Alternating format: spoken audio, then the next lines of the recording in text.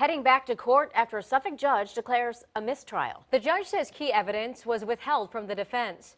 Now Haywood Williams will have a second chance to prove his innocence on gun charges. Only 10 on your sides. Andy Fox was in court. Andy, this boils down to a discrepancy over fingerprint evidence. Yeah, Stephanie and Laura, today's legal word, exculpatory evidence. That is evidence which will tend to show the defendant is not guilty or has no criminal intent. And in court today, case law stated over the years that it is a constitutional right for someone accused to be told about evidence that could prove his or her innocence. I was elated. I was wanting to jump up out the chair, but I know I was in court. This is where Haywood Williams' nightmare began October 18th, 2017. Suffolk police claim they found 3 guns inside his family home. How do you explain the guns in the house, though, when you're a convicted felon? Like I said, there were several people staying there while I was away. So as far as what was in the house, I did not know. Were they your guns? No, they were not.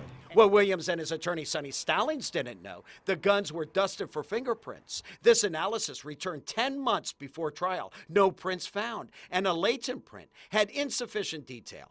Williams' fingerprints are not on the guns. In court, the Suffolk police forensic technicians said they knew this and emailed their CSI processing analysis results to the requesting officer, Ryan Linville, who refused to comment in court, but who claims he did not receive the emails. Well, that bothered the judge because he read the transcript where the detective said there were no prints. But the Commonwealth's witness today said we sent him the emails giving him the results. That upset the judge. Then the judge challenged Assistant Commonwealth's Attorney Vaughn Breedlove, who during the hearing insisted none of the evidence presented is exculpatory. At the end, when the judge said, well, if you'd had it, would you have given it to the defense? And he said, yes. Well, of course you would have. So don't come in now and say you wouldn't have. But it was clear at this point, Judge Ward Eason thought the evidence was exculpatory. It undermined the jury's guilty verdict. He declared a mistrial and ordered a new trial. As for the Suffolk Police and Commonwealth's Attorney's Office... Oh, it says they're sloppy. But this is nothing to be sloppy about. This is this man's freedom.